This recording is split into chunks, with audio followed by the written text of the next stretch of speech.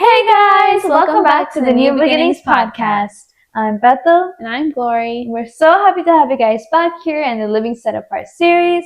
We're continuing to discuss how and what it means to live a godly life. And in the last episode, we talked about faith and how it's the foundation of who we are and what we believe in. And so today we're going to continue discussing what it means to live a godly life. And so the main focus about today's discussion is walking in spirit and how it compares to walking in flesh and what's better and why it's better. So we're going to begin by talking about the definition of walking in the flesh and comparing it to the definition of walking in the spirit. So walking in the flesh means allowing our sinful nature and our selfish desires to lead our actions, thoughts, and choices. And truly, it's just when we prioritize ourselves and our wants and desires. And when you think about all those desires and wants that you have, and that you strive for, it usually does not include or care about other people. And that's why it's so harmful, because if everyone thought the same way, which is how it's going, there's not really room for kindness and love and joy and all those fruits of the Spirit. And that's why walking in the flesh is so dangerous. Yeah. And in Matthew 6, verse 20, it says, "But store up for yourselves treasures in heaven, where moths and vermin do not destroy, and where thieves do not break in and steal." And I feel like in this verse, it really talks about how it's so common to store up things and like try and save for our future, like saving up money and trying to prioritize those like physical things. But those things are so temporary. Like right now, it could just be stolen right away and you can't even do anything about it. It could be stolen, it could be damaged, it can be broken. But the treasures that God has for us are eternal and they can't be broken. They're not physical things that can just be taken from us. And that's why by living in the Spirit, we're building up and storing up treasures in heaven for us. And God is really saving those for us. And it's so important that we don't prioritize these temporary things. And even Peter says in 1 Peter that we're just here temporarily. We're not actually people of this world. We're meant to be people from heaven and where our lives are in heaven. So this verse is really telling us that those moths and vermin, so those insects and bugs that eat things, that eat those jewelries that we love and store in here in this world. And even it says the thieves that break in and steal, they always go for jewelry and stuff, right? Yeah. But God is saying that the treasures that we store in heaven will not be eaten. It won't be taken away. It won't fade away. It'll always be the same, right? Like all the metals, transition metals, all that stuff we learn in chemistry class, all those things like fade away. But then they say that gold stays the same, right? And even there's like a verse that talks about how they compare faith and gold, and they're like the refining of gold to make something beautiful is like the same in when you're going through trials, and the refining of your faith to become more beautiful, to grow. And so in the same way, God is saying that faith is also spiritual, right? So that's something that He gifted to us, faith and grace. And so that means that's something that won't fade away.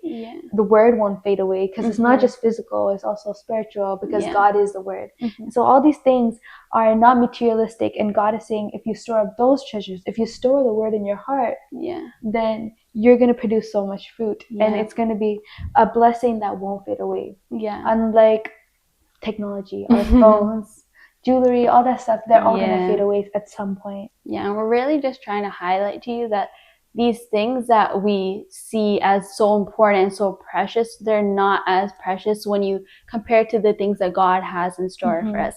And that's why we're going to start talking about what walking in spirit means, because we talked a lot about what it means to walk in the flesh, but what does it really mean to walk in the Spirit? Well, walking in the Spirit means to choose to be led by the Holy Spirit in everything, our decisions, thoughts, words, and actions. And when you think about what it means to walk in the flesh, the biggest difference is that we're prioritizing God, and we're really actually putting him in that place that we say we do. Like when we believe in God and we have faith, we're putting him above ourselves. We're saying that he has a power that we do not, and he has things that we do not. So this, by walking in the Spirit, we're truly living that out. Like we're truly living like that God is in that position, and that we trust in him more than ourselves. So we can blindly trust in him and know that our life is in good hands. Yeah, this is all about humbling yourself. So that's truly what walking in Spirit is. It's about deciding to walk in the path that God has for you and choosing to do what he wants, right, for your life. And the thing is, it may seem like the people we don't want to just follow in someone else's path. We want to do what we like, right? We want to follow our own desires. But when we follow God, he's also thinking about what we desire, because he considers us his children, considers us his own. And so when he desires something, it's always good for us too. So we're not just like walking in what he desires and walking and following him blindly, but we're having faith in the fact that he does care about us, and knowing the fact that he also has so much in store for us. So instead of having selfish desires, instead of going for the self, about the selfish, the self part, this is about putting God first. It's a goddish desires. This is our godly desires, the godly desires. And so that's what it truly means to walk in Spirit. And so we need to know why. Why should we walk in Spirit? And the truth is, like we discussed, that fleshly desires are temporary. They're only things that we would want to enjoy now, but they're not going to be helping us in the future. They're not beneficial. The thing is, they always lead to destruction. Because the father of lies, the father of the desires, all the sinful things, is Satan. And he always leads to destruction. He's always doing sinful things. And so we can't trust that. Because even if it's something that we desire, the fact that it's not from God is all you need to know, because it's from the devil. Those things will never lead to good. But we're promised that when you walk in Spirit, you have freedom, you have purpose, you have life, you have good things.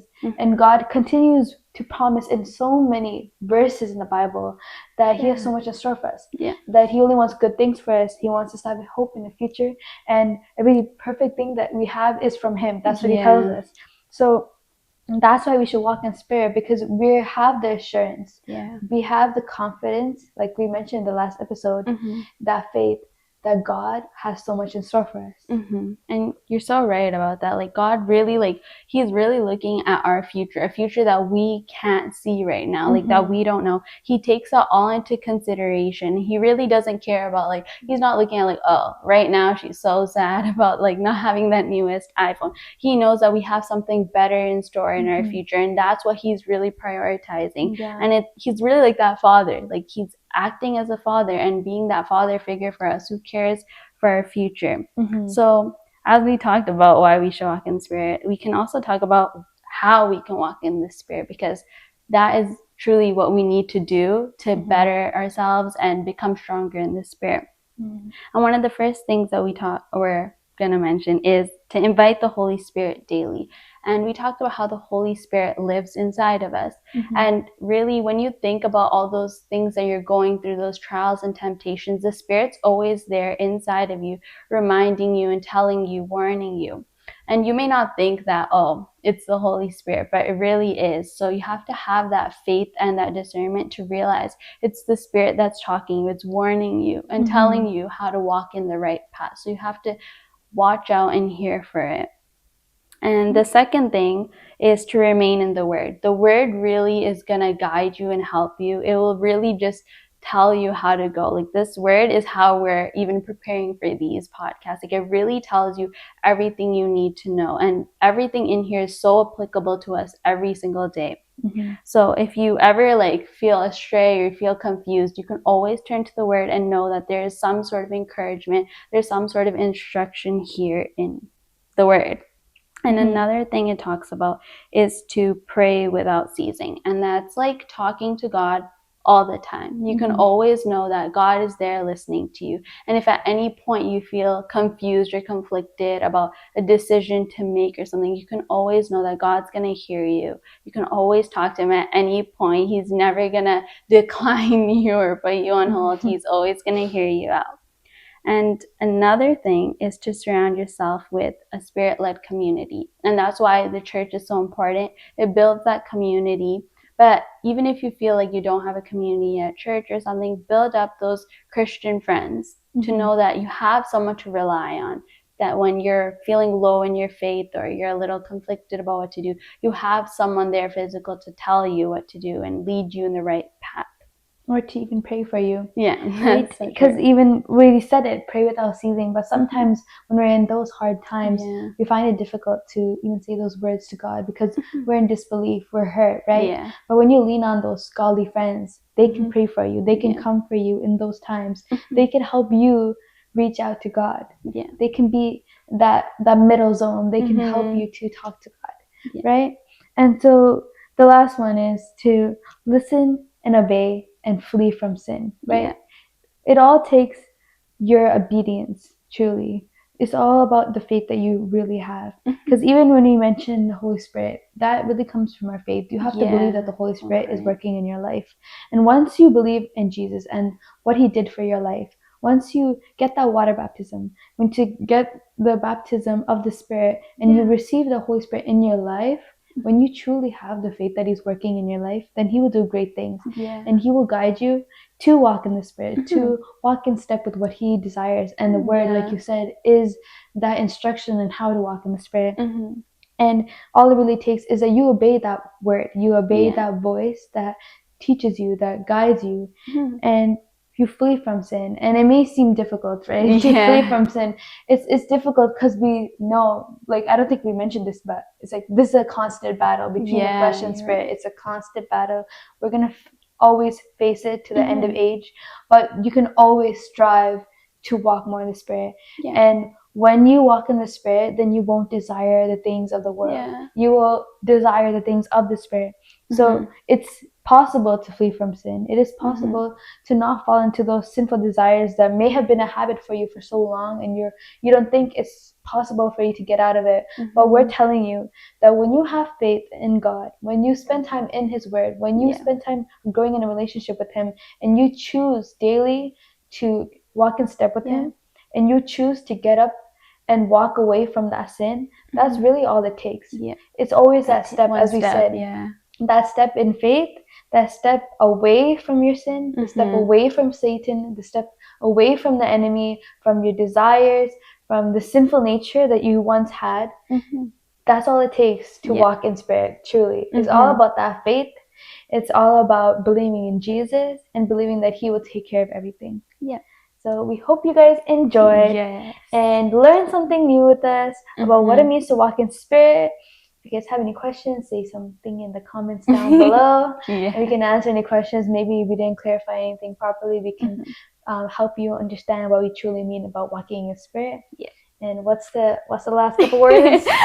Thank you for watching, and we hope that you like, comment, share, and subscribe. Bye.